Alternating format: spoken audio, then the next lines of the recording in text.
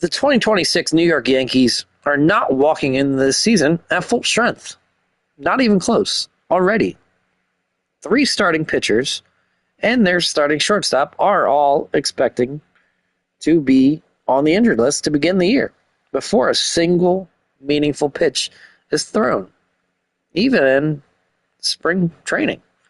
And yet, this roster and team is still a playoff caliber team for sure. Now, no, they're not a perfect team. They're not a 105-win juggernaut. They're absolutely battle-tested, though. They've got a star-powered roster with enough depth to stay afloat in what might possibly be the toughest AL East we've seen in many years. The question isn't, though, just whether if they're good. The Yankees are trying to find a way to get back to the World Series. But can they survive the early storm of injuries to keep them in a position to get there? Let's break down this roster and team and see where they actually will wind up in 2026. Leave a like, everybody, and subscribe. So let's just get to the point. The AL East isn't waiting for anyone. Before I even talk about the Yankees, let's temporarily zoom out, though. They are sharing a division with the AL champion of 2025, the Toronto Blue Jays, the Boston Red Sox, and Baltimore Orioles, all 3 of which have legitimate playoff caliber rosters for sure. Now, the only rebuilding team in the division is Tampa Bay. But they're not even necessarily a team they can feast on. They've always been feisty, despite not traditionally having a great roster. There won't be an easy 11-2 series season against any of these teams at all to pad the record. So, even if the Yankees are very good, 94 wins is not automatic for the 3rd year in a row. Not in this division. So let's look over the roster and let's start where turbulence is for this team, unfortunately. Some of the injuries. Garrett Cole. He was out all of 2025. And he's still expected to miss a portion of 2026 here. Is it a quarter of the games? Is it just, a couple weeks? It's big. But they've got pieces to maintain it, I believe. Carlos Rodon, also injured right now. He's going to be on the DL to start the year. Probably just 15-day. Expected back early May, maybe late April, but, that's a big, tough loss too. Multiple-time All-Star. And then there is Clark Schmidt as well. Was very solid. More than likely out most, if not possibly, the whole year, as he's still recovering from Tommy John surgery, which he had in July of 2025. So he's could be a late season addition, but that's not guaranteed. That's already 3 projected starters that are unavailable immediately. Traditionally, you just don't replace that. But actually, maybe these Yankees can. They start off, you've got Max Fried. Thankfully, he's a stabilizer. At a 4.4 WAR, 2.86 ERA, 189 strikeouts, and a 1.101 whip. He's going to be the opening day ace. And honestly, that's a pretty great option regardless. He's consistent. He limits traffic. And he does give you 30-plus starts of reliability. And if he performs like this again, the Yankees aren't going to spiral early. Period. Now, the team doesn't necessarily have any other aces, or maybe not even number 2s right now. But Cam Schlittler was pretty darn good. 2.0 WAR, 2.96 ERA, and limited sample size and 14 starts, but he's electric. Can he be a number two? Yeah. He pitched, like it last year, honestly. But he's young. Development does take time. So I consider him more of a 3 right now. Luis Gil, 3.32 ERA, a 1.404 whip. Does definitely bring some stress to the lineup and team for sure. Walks way too many guys, too much traffic, but limits hits better than just about any starter in baseball. Can't beat that. Will Warren had 33 starts, a 4.44 ERA. Not dominant, but he's durable, and that's solid. Nothing that necessarily scares any opposing teams, but why would you complain? And acquired from the Marlins, Ryan Weathers. Had a .6 WAR, 3.99 ERA in his 8 starts, 1.278 WHIP. He's a solid 4th starter for a heavy majority of teams. Not necessarily great. He was once thought to be a top prospect, but he's good. He can start on many teams for sure. Then Osvaldo Abito right now. He's depth. More than likely could be DFA'd again. He's been multiple times this year. So we'll see if he does stick. There's Chase Hampton, a prospect, and Elmer Rodriguez. They loom as potential call-ups for sure. Both are young studs that have a potential chance to crack the roster here with these early injuries.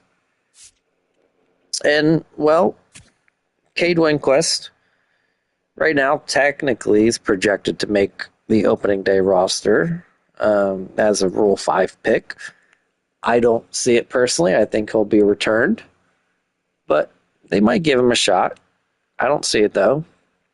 But overall, it isn't glamorous depth after the 3 starters being injured, but it's solid. They're not going to be dominant in April, but they shouldn't necessarily collapse either. But regardless, even if the rotation happens to bend a little bit early, the bullpen has to hold, and this group can. They've got a really solid closer. David Bednar had a 2.2 WAR, 2.3 ERA, 12.4 Ks per 9. That's elite closer production. Camilo Doval, 69 appearances, 3.58 ERA. Heavy usage, big game stuff. Did struggle this last year, but he's still one of the best relievers in all baseball. And there's Fernando Cruz, too. Had a phenomenal 13.5 Ks per 9. Absolutely strikes out just about more batters than anybody in baseball. They've got Tim Hill, who's consistent and solid. 1.1 WAR, 3.09 ERA, limits walks, limits hits. One of the lowest strikeout rates, though, in all of baseball. Brent Hedrick, he's solid. Had a 1.04 whip. Solid strikeout pitcher as well. And then, there's a couple volatile arms that could scare you a little bit. There's Jake Bird, that was on the team a little bit last year and coming from the Rockies. And Yeri De Los Santos, too. But the high leverage core is strong. Now, they also have a few other guys. Brian Yarborough brings lefty that's got flexibility. He can be a long reliever. He can definitely be a spot starter as needed. And then there's Paul Blackburn, too. He could be a swing rotation piece. I expect him to probably fall into a long reliever role initially and possibly even just reliever. But he's got a veteran presence and should help this roster in a multitude of ways. And then a couple other relievers they got. Angel Chivilli, coming from the Rockies. Irvin Castro. Their depth, honestly. Castro hasn't been in the majors in a few years, but they can chip in on occasion. Could be worrisome if they're on the 26th man for an extended period, though. But these are a bunch of guys that can help in a tight divisional race. So let's get to the roster, rest of the roster, and the injury. Well, as I mentioned, they're going to start the season without Anthony Volpe, who's a former Gold Glover. Now, he's not necessarily just defense. I think he's given a lot more crap from Yankees fans and fans altogether. But he had a solid 19 home runs, 72 RBIs, 18 steals. I mean, if you looked at his stats compared to, a few studs that made almost millions of dollars and the second highest paid player in all of baseball in the Dodgers now, their stats were quite similar, honestly, in terms of home runs and RBIs. You should look at that stat. It's mind-boggling, honestly. But with his injury, who's gonna fill the gap? Jose Caballero, more than likely, is going to be the opening day starter. Had a very good 2.7 WAR this past year, 49 stolen bases. He does have elite defensive versatility, too. He can play the outfield now, definitely the infield. Sure, he doesn't hit for power, but he does change games with his speed. And this team really does have a lot of guys that are much faster than their teams traditionally have been. I mean, if you think about it, they got Caballero. Jason Dominguez had 23 steals. Chisholm had 31. This is not the slow station Yankees of old. But let's get to the fun part of the roster, of course. Aaron Judge, the captain. What can't you say about him? He's phenomenal.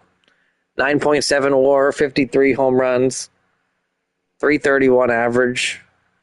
Absolutely dominant. But, man, he's got to step up in the playoffs for this team at the same time.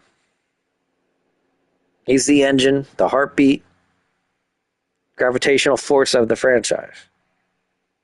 As long as he's healthy, this team does remain a top 3 offense, at least ceiling for sure. Easily top 5. They've got multiple contributing stars too. A returning Cody Bellinger. 5.1 WAR, 29 home runs, 98 RBIs. He was really good. That's why he got the contract he got. As I briefly mentioned, Jazz Chisholm had a 4.2 WAR, 31 home runs, along with those 31 stolen bases. A surprise to many, I'm sure, Trent Grisham, a 3.5 WAR, had 34 home runs, plays Gold Glove defense, and probably was one of the biggest shockers in all of 2025, in my opinion. Those guys alone add legitimate firepower. Now, there's more, though. Ben Rice, 26 home runs, 836 OPS. And he should get some more opportunities as a catcher this year. Austin Wells had 21 home runs, 71 RBIs in 2025. It's among the best hitting catchers. Ryan McMahon brings defensive stability, had 20 home runs too. Doesn't get the bat on the ball as much as Yankees fans would like, I'm sure, but he's been a all-star in the past. And Paul Goldschmidt was fairly recently retained. Veteran presence should be essential here. He was really dominant against lefties. Still hitting 270 plus, 274 this past year. Sure, you don't want him to play and have 500 at bats anymore, but he's still good. Jason Dominguez too. He might have really just had an average at best year in 2025, but still has really good potential. But is he going to get enough at bats to truly contribute and grow? It's hard to say. But right now, with the roster constructed the way it is, he's not. And we haven't even gotten a Giancarlo Stanton. In just 249 at-bats, he had 24 home runs.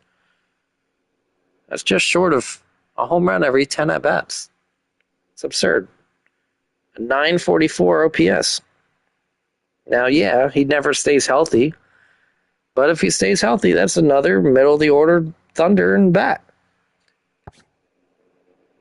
And let's not forget a potential wild card, too. Spencer Jones.